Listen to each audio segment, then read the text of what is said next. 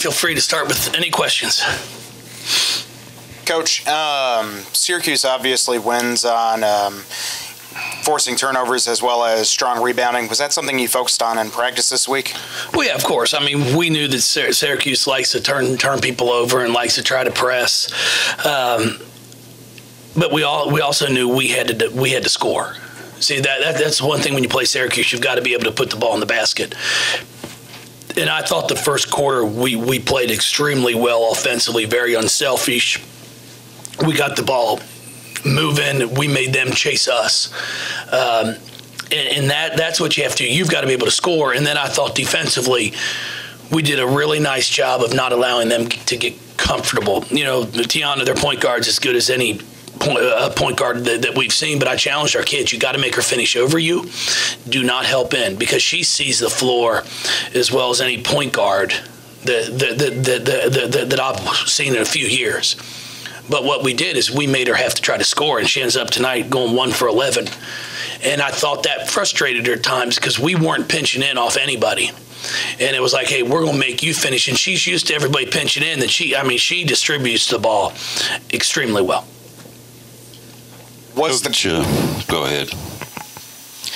Late in the fourth quarter, you had them down by 49 with just over a minute left. Was the goal to keep them under 50? No, I mean, that's, we have done a really good job of that, the past 4 or 5 games of holding teams under 50. Now, our goal is to win.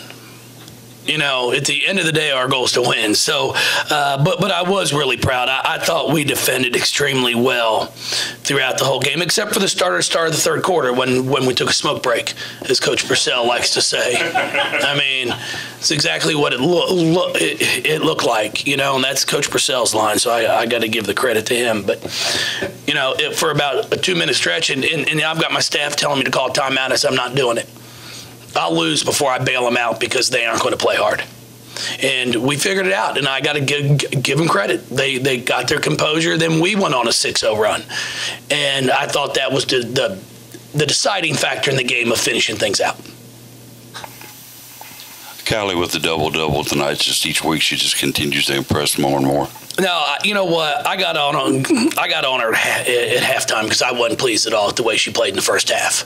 But I thought she really responded well, and I thought she played great in the second half. And that's the kind of focus she's got to come with. She wasn't sprinting the floor hard in the first half. And when you play Syracuse, you can't score and celebrate. You got to sprint that floor because they're post-run. And we got beat a few times on that. But I was really pleased with how she responded. She's really grown. She's matured as a player and as a person, where I think a year ago she may have gotten down on herself. But this time, and the way she's done all year, really, she sits there and she wants to play her best. And I thought she came out in the second half and was fantastic. How important is this type of victory for your team, especially against a team that, outside of, the diehard followers of women's basketball, they may not realize that Syracuse came into this game ranked number 10 in the RPI. Oh, yeah. No, it's a big RPI game for us. It's going to be a big boost for sure. But at the same time, they're a good basketball team. I mean, it's a team that was ranked 15th. And we played really well. That's the thing. Offensively, we've been really good all week. Our tempo has been great.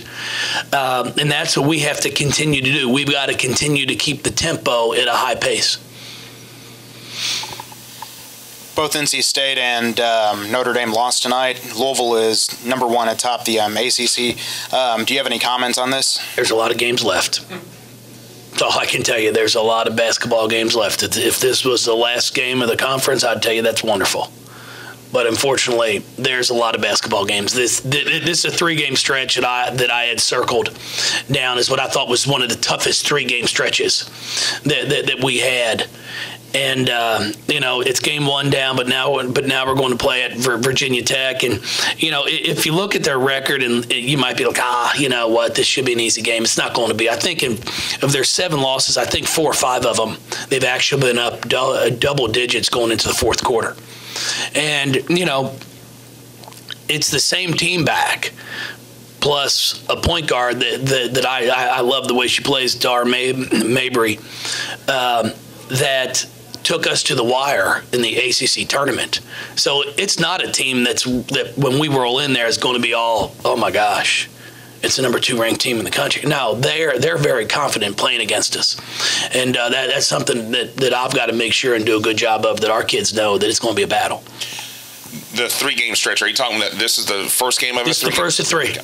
Yeah, when I looked at the schedule, you know, they're 3 really, really good teams. I mean, Virginia Tech at one point I think was ranked 15th. You know, and then you got a Miami team coming in here that's coming off a huge win over Notre Dame. So it's 3 games that we're going to be challenged both mentally and physically. I think it was in the third quarter, you kind of glanced down at Q and he glanced back at y'all. You exchanged a couple words and both started smiling. What was that about? No, we have a great relationship. You know, I've known Q back when he was a coach at Laurinburg Institute in North Carolina when I was in Maryland. And we've got, he's a good friend. And we just kind of laughed at some things we saw and made some comments to each other, and you know, they're going to continue to win a lot of basketball games, and I'm just thrilled to be able to come out here with this win.